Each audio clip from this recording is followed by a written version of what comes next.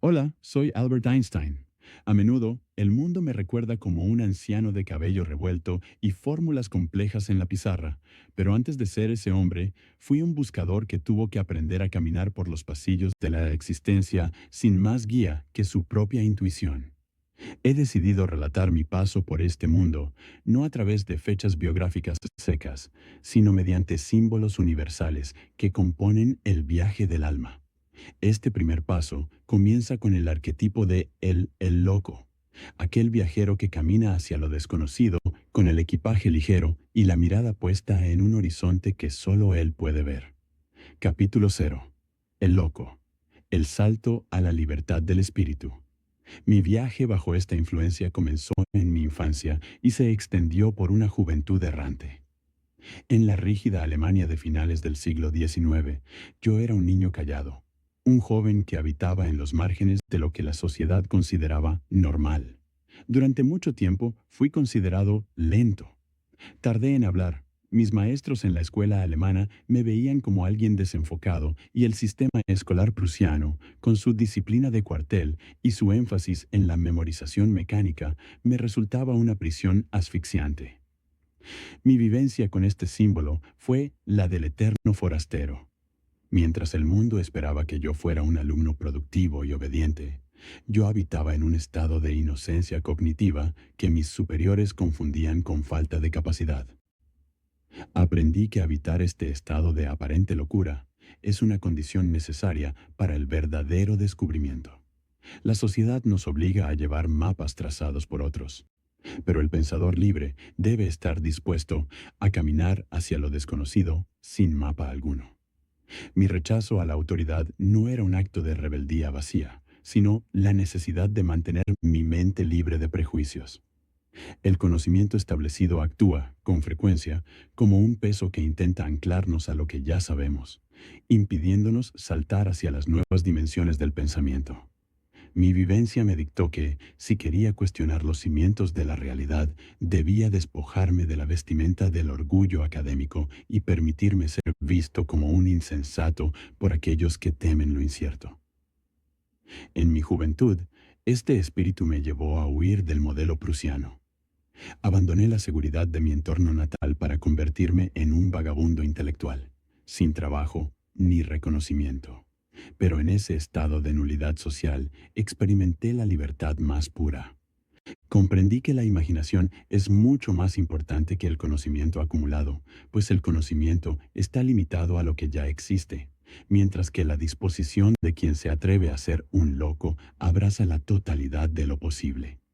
El germen del pensador libre no nace en la cátedra, sino en el silencio de quien se atreve a no encajar.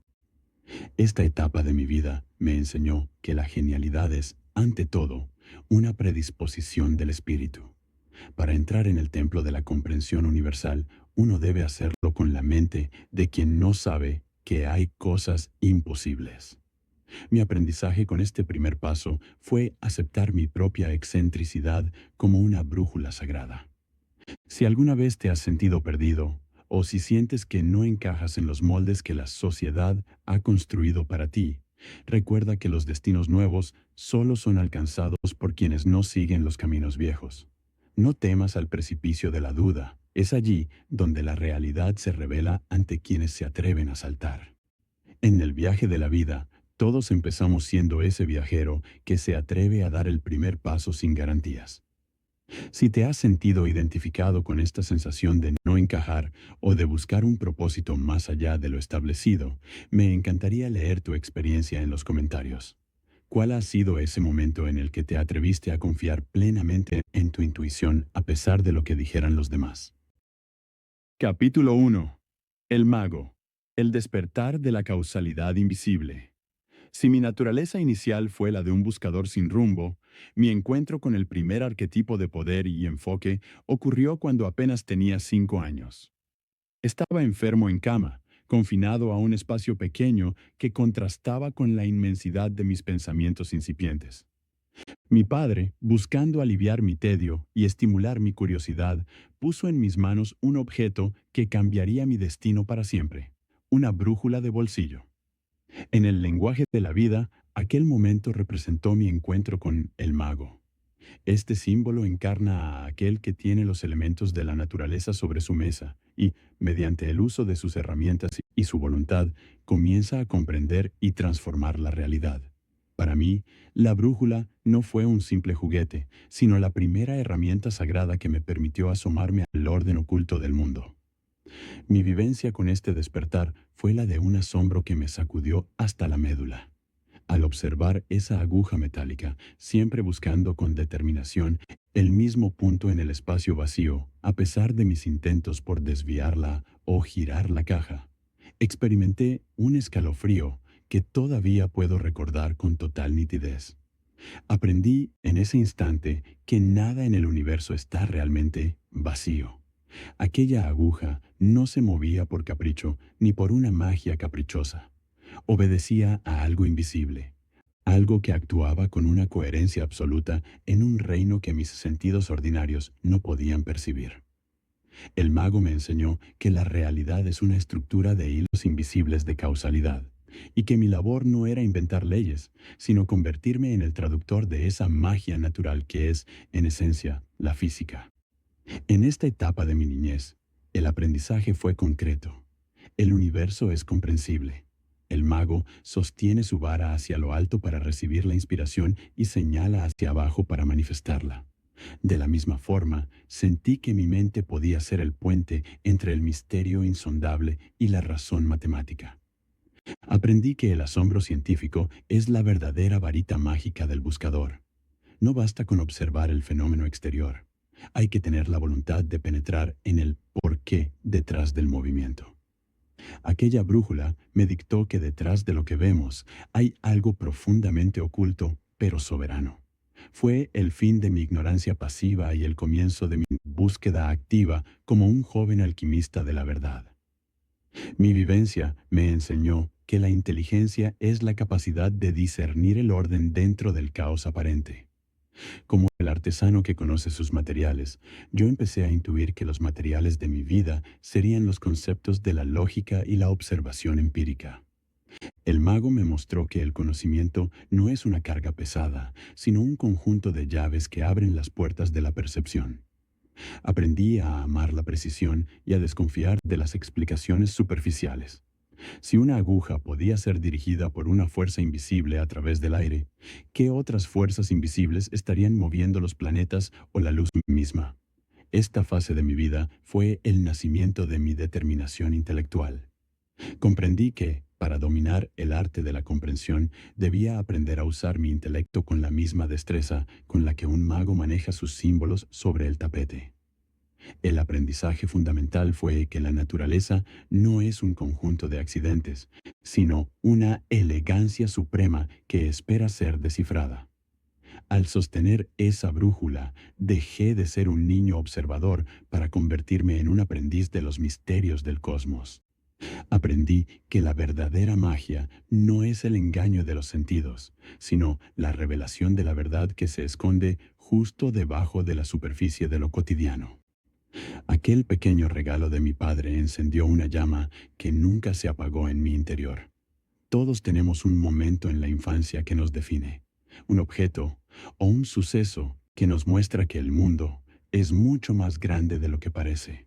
Si este relato sobre mi primer asombro te ha inspirado, te invito a suscribirte para acompañarme en el resto de este viaje.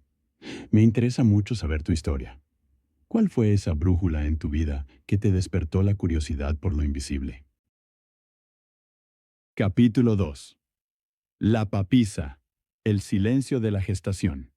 Tras el despertar que supuso la brújula, mi camino me condujo hacia un retiro interior necesario. Si el mago fue la acción de descubrir, la papisa fue la quietud de comprender. Hubo un largo periodo en mi juventud, durante mis años de formación y mis primeras lecturas profundas, en el que me retiré hacia el santuario de mi propio pensamiento. La papisa no es el estruendo del descubrimiento público ni el brillo del reconocimiento. Ella es el murmullo de las páginas que pasan en la penumbra y la sabiduría que se gesta en la oscuridad. Mi vivencia con este arquetipo ocurrió cuando me sumergí en los textos de Spinoza Kant y Schopenhauer, junto a los complejos tratados de física de Maxwell y Boltzmann. En esa etapa, yo no era nadie para el mundo académico. Era un joven silencioso que buscaba detrás del velo de la realidad. Aprendí que el conocimiento verdadero no es algo que se conquista por la fuerza, sino algo que se deja seducir por la paciencia y el respeto. La papisa sostiene un libro en su regazo, pero su mirada no está solo en la letra, sino en lo que la letra evoca en su interior. Mi aprendizaje fue que las grandes verdades requieren un periodo de incubación sagrado. Durante años, mi mente fue un útero donde las ideas sobre el tiempo, el espacio y la luz se alimentaban de mis lecturas filosóficas. Comprendí en este silencio que la ciencia sin la profundidad de la filosofía es ciega, y la filosofía sin el rigor de la ciencia es vacía. Mi vivencia fue la de un monje de la razón. Aprendí a amar la soledad, pues en ella el ruido de la autoridad se apaga y uno puede finalmente escuchar la voz de la naturaleza. En este retiro descubrí la importancia de la intuición pasiva. A menudo, la respuesta a un problema físico no venía del cálculo frenético frente a la pizarra, sino de quedarme quieto, permitiendo que la estructura del pensamiento se asentara por sí misma. La papisa me enseñó a confiar en lo que no se dice de forma explícita, en las leyes que se intuyen antes de poder ser escritas. Mi aprendizaje fue concreto. No se puede apresurar el parto de una idea revolucionaria. Este periodo de anonimato fue vital para mi desarrollo. Si hubiera obtenido el éxito demasiado pronto, mi pensamiento se habría vuelto rígido bajo la presión de las expectativas ajenas. Pero en el silencio de mis lecturas solitarias, pude cuestionar los cimientos de la física clásica con una libertad total. Una libertad que solo se encuentra cuando nadie te está observando. Esta etapa me dictó una lección de humildad. Somos herederos de una sabiduría antigua que debemos estudiar con devoción antes de intentar superarla. La papisa guarda el secreto detrás del velo, y mi vivencia fue entender que, para que el universo te revele su lógica, primero debes demostrar que puedes sostener el silencio y la incertidumbre. Aprendí que el pensamiento interior es el laboratorio más potente que existe, un templo donde la verdad se prepara para nacer cuando el momento sea el adecuado. Aquellos años de estudio solitario, sin reconocimiento y sin prisas, fueron los que realmente forjaron al hombre que después el mundo llamaría genio. La verdadera inteligencia no siempre habla. A menudo simplemente observa y espera. El conocimiento más profundo siempre nace en la intimidad de nuestra propia búsqueda silenciosa. Si sientes que estás en una etapa de tu vida donde estudias o trabajas sin que el mundo note aún tus esfuerzos, recuerda que la semilla necesita la oscuridad para germinar. Si este capítulo sobre el poder del estudio solitario ha resonado contigo, te invito a compartir este relato con alguien que necesite valorar su propio proceso. Me gustaría preguntarte, ¿qué libro o qué pensamiento ha sido ese velo que has intentado descorrer en tus momentos de soledad? Capítulo 3. La emperatriz. El florecimiento de la idea viva. Si la papisa representó el silencio de la incubación y el respeto por el conocimiento heredado, la emperatriz fue el estallido de mi propia voz interior. Hubo un momento en mi juventud en el que los libros de otros dejaron de ser el único centro de mi universo y mi propia imaginación tomó el mando de mi destino intelectual. Mi vivencia con este arquetipo fue el descubrimiento de que la ciencia no es un ejercicio de fría lógica ni una mera acumulación de datos, sino un acto de creatividad desbordante. Aprendí que el pensamiento original no nace de la repetición académica ni de la obediencia a los manuales, sino de una fertilidad mental que se atreve a engendrar conceptos que nunca antes han existido en la mente humana. En esta etapa, mi mente se convirtió en un jardín salvaje y generoso. Empecé a jugar con lo que yo llamaba experimentos mentales, una forma de visualización pura que desafiaba las leyes establecidas. Me imaginaba a mí mismo cabalgando sobre un rayo de luz. ¿Qué vería si pudiera alcanzar esa velocidad? ¿Se detendría el tiempo ante mis ojos? Esa no era una pregunta que se pudiera responder con las fórmulas que mis profesores repetían en la pizarra. Era una visión estética y creativa. La emperatriz me enseñó que la imaginación es el motor real de la ciencia. Mientras mis contemporáneos se limitaban a pulir las viejas estructuras del conocimiento, yo me sentía impulsado por una energía generativa que me obligaba a dar a luz a mis propias herramientas conceptuales. Mi aprendizaje fue que la naturaleza es infinitamente generosa con aquellos que se atreven a mirarla con ojos creativos. La emperatriz representa la abundancia y para mí, esa abundancia se tradujo en una catarata de intuiciones sobre la luz, el movimiento y la energía. Comprendí que el intelecto es solo el jardinero, pero la creatividad es la semilla de la que brota todo lo nuevo. No basta con ser inteligente, hay que ser fértil. Hay que permitir que las ideas choquen y se mezclen sin el temor al error. Mi vivencia fue la de un joven que, por fin, se siente dueño de su capacidad de crear realidad a través del pensamiento puro. El rigor académico me parecía una tierra estéril si no estaba fertilizada por la pasión de la idea nueva.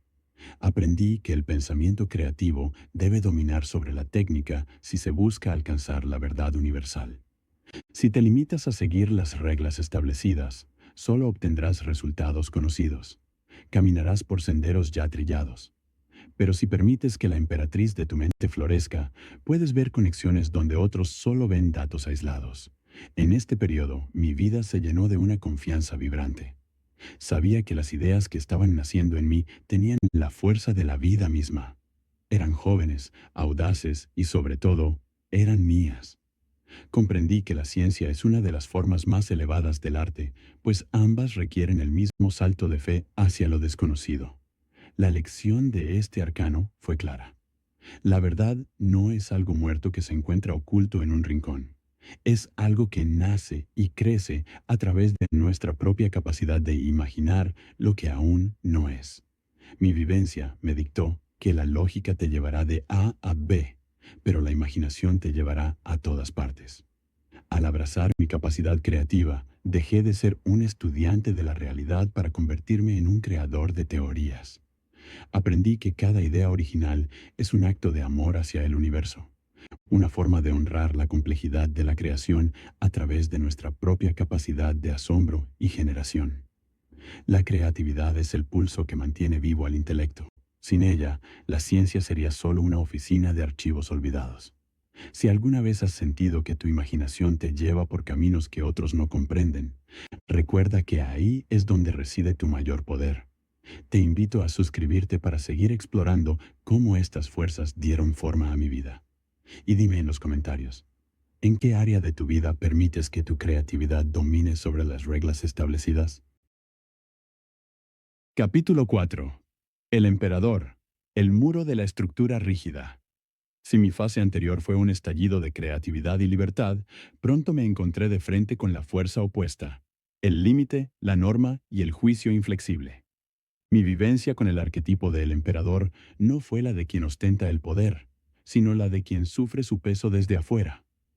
En el orden del mundo, este símbolo representa la ley, la autoridad institucional y la estructura que busca estabilidad por encima de la innovación. Para un joven que ya cabalgaba en su mente sobre rayos de luz, la universidad y el sistema académico alemán se manifestaron como un emperador severo, sentado en un trono de granito, que no permitía que ninguna idea nueva perturbara su orden establecido. Mi aprendizaje con este arquetipo fue doloroso y directo. Mis años en el Politécnico de Zúrich estuvieron marcados por un conflicto constante con mis profesores. Yo no era un estudiante dócil, cuestionaba la relevancia de los métodos anticuados y, a menudo, ignoraba las lecturas obligatorias para centrarme en lo que mi intuición me decía que era importante. Para el emperador académico, mi actitud no era genialidad, sino insolencia. Mi vivencia fue la del rechazo institucional.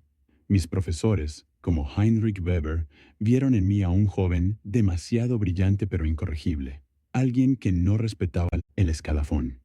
Aprendí que el sistema no busca necesariamente la verdad, sino la preservación de su propia arquitectura de poder. Este choque me condujo a un desierto profesional. Mientras mis compañeros obtenían puestos de asistentes y comenzaban sus carreras académicas, yo me encontré con todas las puertas cerradas. El emperador me había negado su validación. Mi incapacidad para conseguir un trabajo en la universidad no se debía a mi falta de talento, sino a que no encajaba en los moldes de obediencia que la autoridad exigía. Fue un periodo de profunda precariedad y humillación personal. Mi padre murió creyendo que yo era un fracaso, y esa carga me enseñó la cara más dura de la realidad material. Aprendí que el mundo está construido sobre jerarquías que a menudo prefieren la mediocridad predecible antes que la excelencia disruptiva. Sin embargo, en este conflicto comprendí una verdad fundamental. El emperador puede controlar tu empleo, tu estatus social y tu reconocimiento público, pero jamás puede gobernar tu pensamiento si tú no se lo permites. Mi vivencia me dictó que la verdadera autoridad no emana de un título o de un cargo oficial, sino de la coherencia interna de las ideas. El rechazo del sistema fue, paradójicamente, lo que salvó mi carrera científica. Al no ser absorbido por la maquinaria académica, mi mente permaneció salvaje y pura. Aprendí que para construir un nuevo imperio del pensamiento, a veces es necesario ser expulsado del imperio vigente. Esta etapa de mi vida fue una lección sobre la resistencia. El emperador exige sumisión, pero yo aprendí a responder con una firmeza silenciosa. Mi aprendizaje fue que la estructura y la ley son necesarias para que el mundo funcione, pero son mortales para el espíritu si se convierten en un fin en sí mismas. Entendí que la autoridad suele ser el enemigo de la verdad porque prefiere la tranquilidad del error conocido a la agitación de la verdad por descubrir. Mi exclusión del sistema me obligó a buscar mi propio sustento y a validar mis teorías por mi cuenta, lejos de los pedestales universitarios. Al final, mi paso por este arquetipo me preparó para la soledad del genio. Aprendí que no necesitaba que el emperador me nombrara caballero para saber que mis ideas eran valiosas. Esta vivencia me dio la piel dura necesaria para soportar las críticas que vendrían años después. Comprendí que cuando chocas contra un muro, tienes dos opciones: detenerte o aprender a rodearlo. Yo elegí seguir caminando, llevando mi propio orden interior como mi única ley, consciente de que el tiempo, el juez supremo, terminaría por derribar las estatuas de aquellos que intentaron cerrarme el paso. El choque con la autoridad es una prueba de fuego que define si nuestras convicciones son reales o solo caprichos. Si alguna vez has sentido que el sistema te ignora o que tus ideas no encajan en las estructuras establecidas, no te rindas. A veces, el rechazo es la señal de que vas por delante de tu tiempo. Si te sientes identificado con esta lucha contra los muros del poder, te invito a compartir este relato con alguien que esté pasando por una situación similar. Y cuéntame en los comentarios, ¿en qué momento de tu vida el no de una autoridad se convirtió en el impulso para encontrar tu propio camino? A través de estos primeros arquetipos, hemos recorrido los años en los que se forjó el acero de mi carácter. Desde el salto al vacío de la infancia, pasando por el asombro de la brújula, el silencio del estudio y el florecimiento de la imaginación, hasta llegar al inevitable choque contra los muros de la autoridad. Cada paso no fue una coincidencia, sino una preparación necesaria para lo que el destino me tenía reservado. He aprendido que la vida es una serie de ciclos que se entrelazan como las órbitas de los planetas, y que cada obstáculo es, en realidad, un impulso hacia una comprensión más profunda. Pero este relato no termina aquí. Mi travesía apenas está entrando en su fase más luminosa y desafiante. Dejé atrás los pasillos de la academia que me rechazó para entrar en un lugar inesperado donde la teoría se encontraría con la práctica, y donde mi mente finalmente hallaría el equilibrio para cambiar el curso de la historia. Las decisiones del corazón, los triunfos explosivos del intelecto y las crisis que sacudirían los cimientos de todo lo que conocemos están por revelarse. Esta historia seguirá continuando. Muy pronto nos adentraremos en el resto de los arquetipos, donde descubrirás cómo un simple empleado de una oficina de patentes se convirtió en el mensajero de una nueva realidad. Ha sido un placer dar forma a estos primeros capítulos contigo. No olvides suscribirte y activar las notificaciones para no perderte la continuación de este viaje a través de los misterios del universo y del alma humana. Nos vemos en el siguiente bloque de vivencias. Suscríbete.